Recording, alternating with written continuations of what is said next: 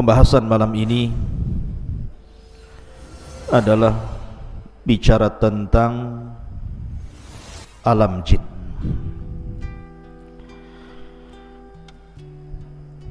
Jadi malam ini kita bicara tentang masalah jin. Apalagi kita di hutan ini banyak jinnya. Jadi biar kita tahu alam jin itu seperti apa. Ma'asyiral muslimin yang dimuliakan Allah Subhanahu wa taala. Bicara tentang jin, maka Al-Qur'anul Karim menetapkan adanya jin, bahkan dijadikan satu nama dalam surat Al-Qur'an, suratul jin. Dan kita tahu bahwa jin adalah makhluk kedua yang diciptakan Allah Subhanahu wa taala setelah para malaikat. Baru setelah jin Allah ciptakan manusia. Sering kita dengar di masyarakat, terkadang ada orang yang bercerita bahwa saya mendengar suara-suara aneh. Yang lain mengatakan ada yang memanggil-manggil. Yang lain juga bercerita, saya pernah tidur, ketika hendak bangun susah sekali, kayaknya dikunci. Susah gitu ya. Ada orang yang lagi tidur itu susah mau bangun, kayak lagi dipiting sama jin itu. Yang lain, ketika saya lewat di sebuah tempat, kayaknya kok bulu semua berdiri, mulai bulu kaki sampai bulu kepala. Jadi macam-macam cerita di masyarakat itu tentang masalah jin dan syaitan. Lalu apa hakikat jin ini? Dan apa alaqah kaitan antara jin dan kita umat manusia ini? Ma'asyiral muslimin yang dimuliakan Allah Azza wa Jalla, dunia jin itu sebenarnya kurang lebih dengan kita. Di antara jin itu ada yang ahli salat, ahli puasa, ada yang umroh, ada yang haji, ada yang ahli sedekah, ada yang ahli zikir, bahkan ada yang mujahidin fi sabilillah. Tetapi di antara jin pun kebanyakan mereka ada yang fasik, ada yang suka minum khamar, ada yang suka berzina, ada yang suka berdusta, ada yang suka menyakiti dan menzalimi. Ya, karena jin itu terbagi menjadi dua. Wa inna kunna salihuna wa inna minna salihuna wa minna duna dzalik kunna taraiqa kidada. Di antara kami para jin itu ada yang saleh, ada yang baik. Tapi juga ada jin-jin yang mereka jahat. Baik, kita akan jelaskan, karena mungkin secara umum kita sudah mengetahui tentang asal muasal jin dan pernah saya jelaskan di sini. Saya hendak menceritakan beberapa kisah saja tentang alaqah, hubung kait antara manusia dengan jin saja. Ma'asyiral muslimin yang dimuliakan Allah Subhanahu wa taala. Suatu ketika Nabi sallallahu alaihi wasallam pernah salat. Tiba-tiba kemudian datang jin mengganggu Nabi sallallahu alaihi wasallam yang sedang salat. Maka Rasul marah, kemudian Rasul menangkap jin itu kemudian mencekiknya. Saking kerasnya Rasul mencekik jin itu sampai keluar air liurnya. Dan Nabi SAW merasakan dingin air liur itu. Kata Nabi SAW, kalau aku tidak teringat dengan doanya Nabi Sulaiman, Rabbi habli mulkan la yambagi li ahadin mim ba'di, ya Rabb, anugerahkan kepadaku kekuasaan yang tidak ku anugerahkan kepada siapapun sepeninggalku. Tentu jin itu sudah kuikat di tiang masjid sehingga menjadi mainan anak-anak. Tapi karena teringat doanya Sulaiman, ku lepas jin itu. Artinya Nabi SAW mencekik jin sampai liurnya terasa dingin. Pertanyaannya, bukankah jin tercipta dari api? Kenapa pula liurnya dingin? Harusnya liurnya panas. Yang tercipta dari api itu asal penciptaannya, bapak moyang mereka. Tetapi anak keturunannya tidak seperti moyang mereka, sama dengan kita. Bapak moyang kita tercipta dari tanah, tapi apakah kemudian ketika orang dipotong tangannya tiba-tiba keluar tanah? Kan tidak juga, ya, tetap saja keluar darah gitu ya. Itu hanya awal penciptaan saja. Makanya kenapa jin juga disiksa di neraka merasa sakit, sama dengan manusia dipukul tanah juga sakit. Kalau nggak percaya saya pukul antum pakai tanah liat. Kalau nggak menjerit, nah, saya kasih uang 100.000. Ma'asyiral muslimin yang dimuliakan Allah Azza wa Jalla.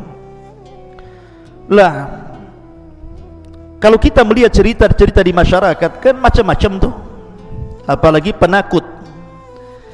Penakut itu biasanya pohon pisang pun jadi setan biasanya. Coba saja orang yang takut lewat kuburan. Sebenarnya di kuburan tidak ada apa-apa. Mungkin ada pelang warna putih. Itu lari terbirit-birit disangka kuntilanak itu. Itu penakut lah ya. Terkadang seseorang yang saking takutnya, mungkin ada kucing nabrak kaleng kongguan kemudian jatuh prang begitu ya, itu ketakutan disangka ada setan tuh di belakang itu. Atau terkadang kita lihat angin, kemudian ada pohon goyang-goyang, kemudian bayangannya itu ikut goyang-goyang juga kan, nah, disangka setan itu. Langsung bulu kuduk berdiri semua tuh. Pertanyaannya ikhwatu fiddin muliakan Allah Azza wa Jalla, mungkinkah seseorang itu melihat jin? Sebagaimana yang ma'ruf di masyarakat gitu ya. Maka kita katakan bahwa Allah Subhanahu wa taala berfirman, innahum yarakum min haitsu la tarawnahum. Mereka yang melihat kita, kita yang tidak melihat mereka. Artinya jin itu bagi kita alam gaib. Jangankan jin, di zaman Nabi SAW banyak orang-orang munafik. Rasul tidak tahu siapa satu munafik itu, kecuali setelah diberitahu Allah, kemudian dicatat oleh Hudzaifah ibn Yaman siapa nama-nama munafik. Kalau Allah tidak memberitahu siapa munafik di zaman itu, selamanya Rasul tidak tahu mana satu yang munafik. Artinya munafik saja kita tidak tahu ya di zaman Nabi SAW, apalagi jin.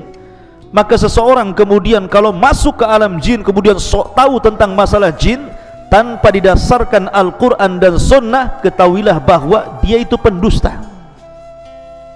Contoh saja, dulu kan ada tayangan apa itu? Ghostbuster ya, yang nangkap jin dimasukkan ke botol itu loh. Nah, ada tuh, tangkap masuk botol, ditutup botolnya, dia udah tahu lubang botol bawahnya itu, lepas lagi, ya kan? Kan ada orang yang narik jin, kononnya dimasukkan ke dalam botol. Ikhwatu fiddin muliakan Allah Azza wa Jalla, kita katakan ini dusta, ini acting saja. Kenapa kita katakan dusta? Karena Allah yang mengatakan innahum yarakum min haitsu la tarawnahum. Mereka melihat kita, kita tidak melihat mereka. Macam mana kemudian menangkap jin dimasukkan ke dalam botol, sementara nas Al-Quran mengatakan kita tidak mampu melihat mereka, sementara mereka melihat kita? Kalau gitu tidak adil Ustaz. Enak kali jin melihat kita, kita tak bisa lihat jin. Allah Maha Adil. Ketika di dunia kita tidak bisa melihat jin dan jin bisa melihat kita, kelak di sorga Allah balik alamnya, di mana kita bisa melihat jin dan jin tidak bisa melihat kita. Itulah kebalikannya dan keadilan Allah Subhanahu wa ta'ala. Akan tetapi ketika jin-jin itu tasyakul, beralih rupa, maka kita mungkin melihatnya. Bisa saja seseorang kemudian melihat ada burung hantu, disangka hantu karena ada hantunya, burung hantu. Kemudian kucing garong warna hitam, disangka setan, ya kan? Padahal garong dia, ya. Jadi mungkinkah kemudian jin-jin itu tasyakul dan seseorang bisa melihatnya? Maka kita katakan kalau itu yang terjadi bukan dalam bentuk asli, mungkin. Saya akan bercerita beberapa kisah ya di zaman para sahabat. Pertama kisah Abu Hurairah radhiyallahu an. Suatu ketika Abu Hurairah radhiyallahu an itu ditugaskan Rasul untuk menjaga Baitul Mal, menjaga pembendaharaan Baitul Mal. Rupanya di malam itu ada pencuri masuk ke Baitul Mal mencuri gandum, satu karung, kemudian lari dibopong. Abu Hurairah melihat pencuri ini langsung mengejar, kemudian menangkap. Rupanya pencuri ini adalah orang tua dan mengatakan, "Ya Abu Hurairah, ana syaikhun kabir, faqirun, dhu iyalin, wa ma ataituka illa min hajatin, wa ma asabtu syai'an dunak, ma ataituka," bla bla bla bla, bahasa kita ya. Maka syaitan mengatakan, ataupun orang ini mengatakan pencuri ini, "Ya Abu Hurairah, saya ini orang tua, fakir, punya keluarga, dan saya tidak mungkin mencuri kecuali karena sebuah hajat, kebutuhan, karena mereka butuh makan, makanya aku terpaksa mencuri. Lepaskanlah Abu Hurairah." Akhirnya Abu Hurairah karena kasihan dilepaskanlah pencuri ini.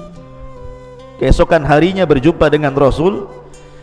Sebelum kemudian Abu Hurairah bercerita, Jibril sudah ngasih tahu, dan Rasul sudah mewanti-wanti, "Ya Abu Hurairah, fa innahu sayaudu bariyah, fa innahu sayaudu fil lail." Wahai Abu Hurairah, orang itu akan kembali nanti malam. Betul, rupanya malam kedua mencuri lagi, ketangkap lagi, minta uzur lagi, dilepas lagi. Sampai ketiga kali Abu Hurairah mengatakan, "Tidak, ini sudah ketiga kali kau mencuri, tidak mungkin aku lepas, akan kuhadapkan kau kepada Nabi SAW." Maka orang ini mengatakan, "Gini saja wahai Abu Hurairah, lepaskan saya. Maukah ku ajarkan kepadamu? Maukah ku ajarkan kepadamu sesuatu yang kalau kau baca, setan akan lari darimu. Setan akan lari darimu." Kemudian orang ini mengatakan, "Ya Abu Hurairah, apabila engkau hendak beranjak ke pembaringanmu, bacalah suratul kursi, maka tidak ada setan yang bisa mendekatimu sejak kau tidur sampai kau bangun." Habis itu Abu Hurairah melepaskan orang ini. Keesokan harinya dia berjumpa dengan Nabi SAW dan mengatakan, "Abu Hurairah, tahukah kamu orang yang kau tangkap 3 malam berturut-turut itu?" Kata Abu Hurairah, "Allah wa Rasulullah alam." "Saya tidak tahu wahai Rasul." Kata Nabi SAW, "Fa innahu syaitan." Dia adalah setan. Dia adalah jin yang menyerupai manusia sebagai pencuri. Sadaqaka wa huwa kadzub. Untuk masalah ini, maksudnya ayat kursi yang kau baca dari semenjak kau tidur sampai kau bangun, dan kau tidak akan diganggu syaitan, ini benar. Khusus masalah ini saja, sadaqaka wa huwa kadzub. Tetapi masalah yang lain, dia pendusta. Kebanyakan setan itu pendusta. Khusus masalah ini dia benar, gitu maksudnya. Dari sini menunjukkan bahwa Abu Hurairah menangkap pencuri, dan pencuri ini rupanya jin yang tasyakkul, yang berubah bentuk. Makanya kalau seandainya ada seseorang sudah meninggal, dan saya punya cerita di kampung di Majalengka sana. Jadi ada preman mati. Preman bisa mati juga gara-gara minum tuak oplosan ya. Jadi minuman keras, oplosannya nggak kira-kira, pakai spiritus. Betul spiritus ya. Jadi cap orang tua dicampur spiritus, diminum kurang mabok, dicampur pil BK. Antum tahu pil BK? Untuk anjing gila tuh, itu namanya pil BK tuh. Tuak campur spiritus, kasih pil BK, matilah.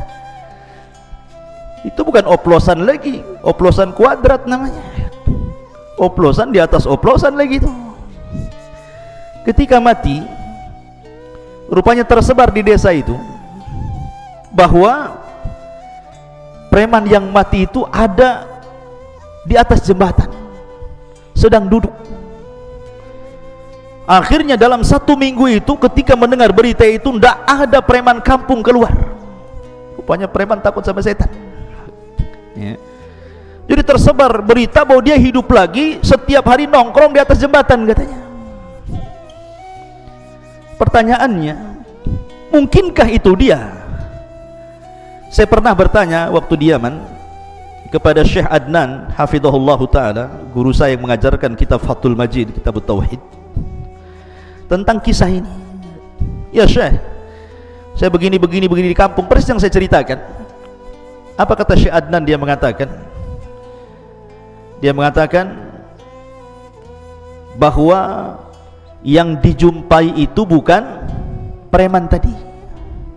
Karena orang yang sudah mati tidak mungkin hidup lagi, karena ada barzah yang memisahkan antara kehidupan dunia dan kehidupan kubur. Lalu siapa yang nongkrong di jembatan itu, yang mukanya mirip itu? Maka dia bisa menjawab, kalau cerita ini sahih, kalau cerita ini benar gitu ya, bukan dikarang-karang, maka sesungguhnya orang itu adalah qarinnya si preman tadi. Karena setiap orang itu punya qarin, punya jin yang menyertai sejak lahir. Jadi kalau seandainya ada orang mati kemudian hidup lagi, bukan orang itu hidup lagi gentayangan, tetapi qarinnya yang gentayangan membentuk orang mati itu. Jadi bisa saja itu jin yang menakut-takuti manusia. Kemudian kisah yang kedua, kisah Ubay bin Ka'ab. Jadi suatu ketika Ubay bin Ka'ab ini dengan para sahabat Nabi hendak menuju dari Mekah ke Madinah, melewati padang pasir. Kemudian sampai di padang pasir lupa jalan, karena zaman itu kan tidak ada Google Map ya, di zaman itu tidak ada kompas gitu ya, hanya mengandalkan insting saja dan orang yang biasa jalan dilalui. Rupanya Ubay bin Ka'ab dan sebagian para sahabat itu nyasar, tidak tahu kemana arah ke Mekah. Pokoknya bingung. Yang namanya padang pasir itu kan kayak lautan tuh. Nanti antum kalau pernah belajar di Arab, antum melihat padang pasir itu persis kayak lautan tidak bertepi itu. Jadi bingung Ubay bin Ka'ab ini harus kemana, sementara perbekalan minum mereka sudah menipis. Sampai betul-betul akhirnya minuman itu habis. Akhirnya mereka berusaha mencari air. Jadi ke arah selatan tidak nemu air, ke arah barat tidak nemu air. Pokoknya semua arah dia berusaha jelajahi, tetapi tidak ada air juga. Sampai akhirnya datang laki-laki yang sangat besar, badannya besar sekali kayak raksasa gitu ya. Kemudian menemui Ubay bin Ka'ab radhiyallahu an. Kemudian Ubay pun ketakutan dan mengatakan, "Man anta, siapa kamu?" Karena besar masalahnya badannya gitu ya. Maka orang besar ini mengatakan, "Ana min baqiyatin nafar minal jinnil ladzi istama'u ila Rasulillah sallallahu alaihi wasallam." Kata orang besar ini, saya adalah satu di antara sekelompok orang yang pernah datang menemui Rasul mendengarkan bacaan Nabi sallallahu alaihi wasallam yang disebutkan dalam surah Jin ya, "Qul uhiya ilayya annahu istama'a nafarun minal jin." Ada sebagian sekelompok jin, ada yang mengatakan 7 jin datang menghadap Rasul mendengarkan Rasul baca Quran. Lah kata orang ini, saya adalah jin, satu di antara kelompok orang yang datang menemui Rasul yang kemudian mendengarkan ayat Al-Quran dan aku pun masuk Islam. Kemudian dia mengatakan, aku pernah mendengar Rasul bersabda, al-muslim akhul muslim. Muslim itu saudaranya muslim yang lain. Baik kutunjukkan kamu ke arah di mana ada mata air di sana. Akhirnya kemudian jin ini mengarahkan arah ke arah sini, khudut tariq, ambillah jalan ini wahai Ubay, engkau akan mendapatkan air. Akhirnya Ubay bin Ka'ab pun membawa para sahabatnya kemudian mengarah ke yang ditunjukkan jin tadi itu ya, dan dalam berbentuk orang besar tadi, rupanya betul dia mendapatkan air di situ dan selamat dari kematian di padang pasir. Lihat, terkadang jin itu tasyakul, berbentuk manusia atau berbentuk yang lainnya. Ini kisah yang kedua. Kisah yang ketiga, di zaman Umar bin Khattab radhiyallahu an. Jadi ketika para sahabat Nabi SAW berada di Yamamah, ketika dalam kondisi perang, tiba-tiba salah seorang sahabat berjumpa dengan orang yang penampilannya aneh. Orang yang penampilannya aneh mengatakan kepada sahabat ini dan mengatakan, dari mana kalian? Dia mengatakan, kami pasukan perang yang diutus oleh Amirul Mukminin Umar bin Khattab radhiyallahu anhu. Kemudian sahabat ini bertanya, "Man anta, siapa kamu?" Maka orang yang aneh ini mengatakan, "Ana minan Nahawan, saya dari Nahawan. Dan Allah saufa yaftahullahu ala Nu'man ibn Bashir walakinnahu ustushhid." Tiba-tiba dia mengatakan, sebentar lagi kan kalian akan menyerbu Nahawan, kupastikan kalian akan menang, tetapi yang memimpin perang kalianlah Nu'man bin Bashir, tetapi dalam peperangan itu Nu'man akan mati syahid. Kagetlah orang ini, oh belum perang kok dia bisa meramalkan seperti itu. Masalahnya kalian kan akan berangkat ke Nahawan, menyerang Nahawan, tetapi Allah akan menangkan kalian di tangan Nu'man ibn Bashir, tetapi Nu'man akan mati syahid di situ. Akhirnya orang ini, sahabat ini langsung lari menuju Umar bin Khattab radhiyallahu anhu dan mengatakan, "Ya Amirul Mukminin, tadi saya berjumpa dengan orang yang aneh. Tiba-tiba dia mengatakan bahwa kita akan memenangkan Nahawan, tetapi Nu'man bin Bashir akan mati syahid di situ." Kata Umar bin Khattab radhiyallahu anhu mengatakan, "Ya, tahukah kamu siapa dia?" Maka sahabat ini mengatakan, "Tidak tahu, hai Amirul Mukminin." Kata Umar bin Khattab radhiyallahu anhu, dia mengatakan, "Dialah Usaim baridul jin." Dialah Usaim, satu di antara jin-jin yang saleh. Dia pun datang kepada Umar memberitahu, ya. Artinya bahwa jin juga terkadang tasyakul, kan, berubah bentuk gitu menjadi manusia, sama dengan malaikat juga sama. Tetapi ikhwatu fillah muliakan Allah subhanahu wa ta'ala, yang lebih aneh lagi kisahnya, di zaman ulama salaf ada namanya Imran At-Tammar. Imran At-Tammar ini seorang ahadus salihin, orang soleh. Imran ini At-Tammar ini seorang soleh. Jadi dia punya majelis taklim bersama syekhnya namanya Al-Hasan Al-Ja'di. Jadi ada seorang alim ulama besar namanya Al-Hasan Al-Ja'di. Jadi Imran ini suatu ketika dia ingin menghadiri majelisnya Al-Hasan Al-Ja'di, majelis di waktu fajar. Jadi Hasan Al-Ja'di ini biasa membuka majelis taklim setelah subuh, datang dari mana-mana, dan dia takut ketinggalan sehingga dia tidak mendapatkan tempat duduk di depan. Maka dia datang pas bertepatan malam itu, malam Jumat, dia datang pagi-pagi buta. Jadi jam 3 malam itu sudah datang dia ke masjidnya Al-Hasan Al-Ja'di ini. Ketika sampai di masjid, masjid tertutup semua. Semua tertutup masjid, tidak ada yang terbuka, terkunci semua masjidnya.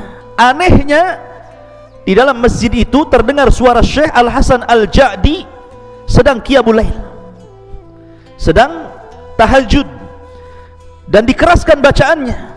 Jadi ketika dia membaca ghairil maghdubi alaihim waladhdallin, tiba-tiba terdengar suara amin, seolah-olah masjid itu penuh, terdengar suara amin semuanya. Jadi Imran At-Tammar ini heran, ini masjid terkunci. Kemudian di dalam masjid itu Syekh Al-Hasan Al-Ja'di sedang sholat malam tahajud. Ketika dia membaca waladhdallin, maka terdengar suara amin yang begitu banyak seolah-olah penuh masjid itu, dan dia tidak berani masuk. Dia pun menunggu sampai adzan fajar. Ketika adzan fajar, datanglah muadzin membukakan pintu masjid itu. Ketika dia masuk ke masjid, rupanya tidak ada satupun orang kecuali syekh saja sedang sholat sunnah fajar. Kaget dia, dari mana suara amin itu? Padahal dia mendengar ada riuh pikuk suara amin ketika syekh sedang membaca Al-Fatihah dalam tahajudnya. Ketika dia subuh masuk ke masjid, tidak ada orang. Rupanya hanya ada syekh yang sedang sunnah fajar itu. Kemudian terpikir oleh dia ini, Imran At-Tammar ini, setelah kemudian sholat subuh, kemudian mengikuti majelisnya Al-Hasan Al-Ja'di. Selesai pengajian, dia pun berusaha untuk menanyakan kepada syekh, menceritakan pengalamannya semalam. "Ya syekh, semalam saya lihat masjid tertutup, engkau sholat tahajud, kau baca Fatihah, ketika engkau membaca waladhdallin semua mengaminkan dirimu, tapi ketika subuh aku lihat tidak ada satupun orang yang sholat di belakangmu." Lihat jawaban syekh ini. Dia mengatakan, "Ya, karena di belakangku adalah jin min nasibin. Yakhtimul Qur'ana kulla lailatil Jum'ah. Jadi setiap malam Jumat jin-jin nasibin ini datang, kemudian menghatamkan Quran di belakangku dalam tahajudku.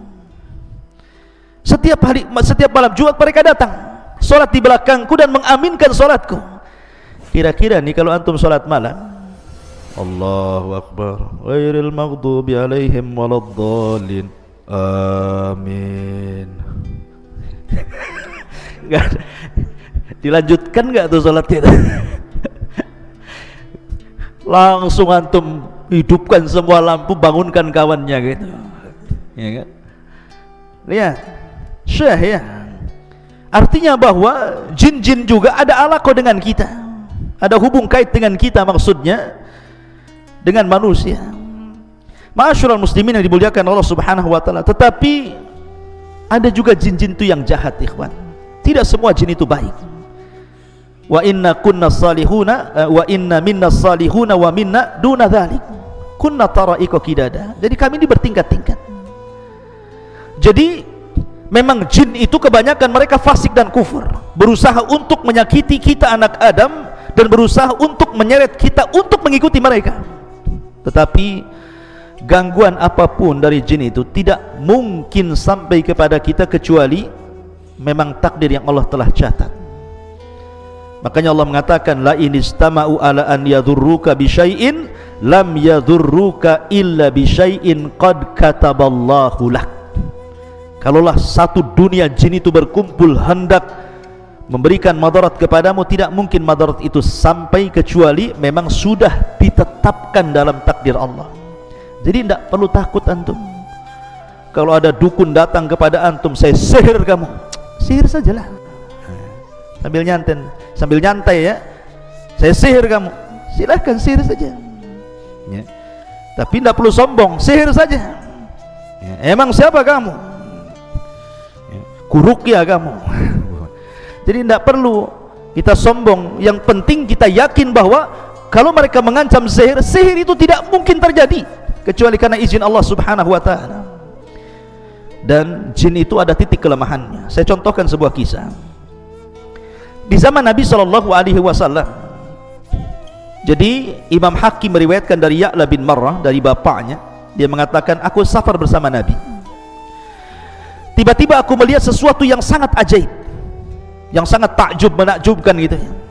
Karena ketika di perjalanan, rupanya ada seorang wanita bersama anaknya. Anaknya ini sakit-sakitan selama 7 tahun, selalu pingsan, kemudian siuman, pingsan lagi. Pokoknya selama 7 tahun itu 2 hari sekali pingsan dan sakit parah, nggak bisa ngomong. Sehingga kemudian ketika berjumpa dengan Nabi SAW, Rasul bertanya dan mengatakan, kenapa anakmu itu? Maka ibu ini mengatakan, boleh jadi dia terkena syaitan wahai Rasul, tolonglah obati anakku. Maka Nabi SAW akhirnya mendekat anak itu, kemudian membuka mulutnya. Kemudian Nabi SAW hanya mengatakan, ukhruj ya aduwallah, keluar wahai musuh Allah. Cuma ngomong gitu saja, ukhruj ya aduwallah ya. Keluar wahai musuh Allah. Habis itu anak itu kemudian tertidur, dan setelah bangun tiba-tiba sembuh penyakitnya. Tidak tersisa sama sekali dari selama penyakit 7 tahun lamanya itu. Hanya Nabi mengatakan ukhruj ya aduwallah. Makanya kenapa dalam dunia ruqyah, ikhwan, kalau antum nanti jadi peruqyah, Nabi SAW itu tidak pernah memperbanyak dialog dengan orang yang diruqyah. Rasul hanya mengatakan ukhruj ya aduwallah, keluar wahai musuh Allah. Tidak perlu antum memperbanyak dialog. Kamu siapa? Dari mana asalmu? Dan nikah belum? Berapa anakmu? Kau kesini sama siapa? Nah, kau gabung sama geng mana? Tidak perlu ya. Jadi tidak perlu diperbanyak dialog, karena jin itu pendusta. Karena mereka pendusta, maka kalau antum meruqyah cukup bacakan Quran. Kalau dia menjerit-jerit, cukup antum katakan ukhruj ya aduwallah, keluar wahai musuh Allah ya. Kalau tidak, ya ajak mereka beriman saja, tidak perlu tanya yang aneh-aneh ya. Karena Jin itu pendusta. Dan tidak ada jin itu yang bentuknya indah. Jin itu bentuknya jelek. Makanya ketika ada seorang syekh meruqyah, rupanya masuk jin yang paling cantik di kabilahnya ke dalam tubuh orang yang diruqyah itu. Kemudian oleh syekh berusaha jin yang paling cantik di kaumnya itu dikeluarkan dari tubuh orang tadi, terus diruqyah. Sampai syekh bertanya tentang masalah sifatnya ketika itu, ya, bentuk kamu itu seperti apa? Karena dia mengaku wanita yang paling cantik, jin yang paling cantik di kaumnya. Maka dia mengatakan, sesungguhnya aku memiliki 9 kaki. Bayangkan, kalau antum dinadorkan dengan akhwat cantik tapi punya 9 kaki, mau nggak? Nggak mau. Itu bukan orang, namanya gurita tuh. Cumi-cumi namanya. Artinya bahwa jin itu tidak ada yang bagus. Sudah bentuknya jelek, mereka pendusta masalahnya. Jadi jangan diperbanyak dialog. Makanya Nabi SAW cukup mengatakan, ukhruj ya aduwallah, keluar wahai musuh Allah subhanahu wa ta'ala. Kemudian juga ada cerita dari Rashid Ridha. Jadi suatu ketika, ya kawan, ada seorang nelayan. Seorang nelayan ini, dia melempar jala di lautan. Ketika dia melempar jala, kemudian menarik jala, rupanya terdengar suara di dalam lautan itu, seolah-olah ada yang tersangkut. Tiba-tiba terdengar suara aneh. Langsung ketakutan nelayan itu, akhirnya jalannya dilempar. Karena ketakutan dilempar jalannya. Kemudian dia pulang. Sejak peristiwa itu, sang nelayan akhirnya selalu diganggu oleh jin. Akhirnya dia sakit-sakitan sampai tidak bisa bicara. Berusaha dokter mengobati juga tidak bisa. Kemudian para peruqyah juga berusaha meruqyah juga tidak sembuh-sembuh. Sampai akhirnya dia datang kepada Syekh Rashid Ridha. Kata Syekh Rashid Ridha ketika itu, hanya membacakan 1 ayat saja, fasayakfikahumullahu wa huwas samiul alim. Fasayakfikahumullahu wa huwas samiul alim. Tiba-tiba kemudian semua jin yang ada di tubuhnya keluar, dan Allah subhanahu wa ta'ala takdirkan dia sembuh. Artinya bahwa ada jin-jin itu yang suka mengganggu manusia, yang suka mengganggu manusia. Lah kenapa kemudian jin itu bisa masuk ke tubuh anda, ke tubuh kita, ya, sampai akhirnya ada orang yang kesurupan? Banyak penyebabnya kata para ulama. Bisa saja karena jin itu sudah terlampau cinta dengan antum sehingga dia masuk ke tubuh antum. Kok bisa Ustadz? Dia cinta sama kita, surat menyurat pun tidak, pandang memandang pun tidak, ta'aruf pun tidak. Macam mana kemudian dia cinta dengan saya gitu? Kata para ulama, salah satu penyebabnya adalah ketika antum masuk ke kamar mandi, kemudian lupa membaca a'udzubillah, berlindung kepada Allah minal khubthi wal khaba'ith, ya.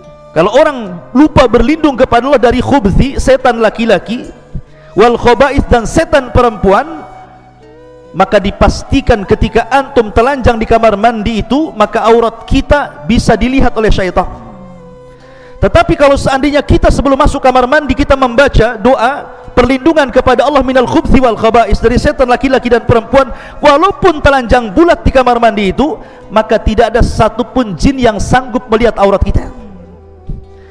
Lah orang yang tidak pernah membaca doa ketika masuk khala, masuk kamar mandi, maka dia setiap hari jin itu menonton aurat kita. Karena setiap hari menonton aurat kita, akhirnya jatuh cinta.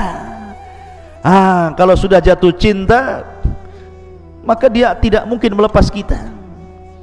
Ini salah satu penyebabnya. Yang kedua, atau karena dendam. Dendam itu maksudnya karena mungkin di antara kawannya dibunuh atau saudaranya dibunuh. Makanya kenapa Nabi SAW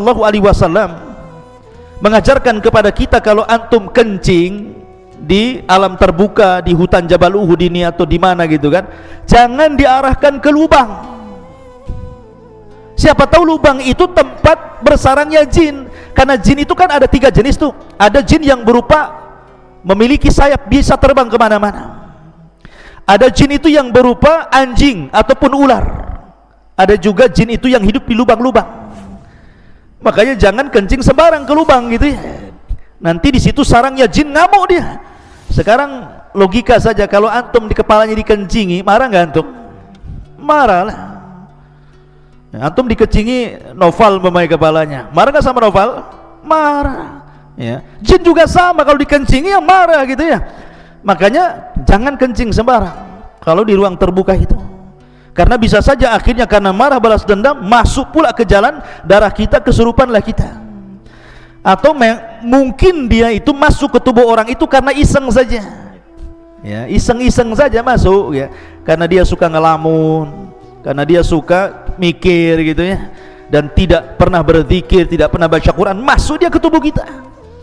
Makanya ikhwatu fillah muliakan Allah Subhanahu wa taala, maka jin-jin itu memungkinkan berbuat apa saja. Dan yang lebih bahaya kalau seandainya jin itu suruhan tukang sihir, dia bisa membuat kita sakit, dia bisa membuat kita mati, dia bisa membuat kita bercerai dengan suami istri, dia bisa membuat kita macam-macam jadi jahat gitu ya. Maka itu lebih bahaya lagi. Oleh karena itulah maka banyak-banyaklah berlindung kepada Allah Subhanahu wa taala. Wallahu a'lam bishawab. Ini diantara beberapa kisah tentang alam jin. Mudah-mudahan manfaatnya. Subhanakallahumma wa bihamdika, asyhadu an la ilaha illa anta, astaghfiruka.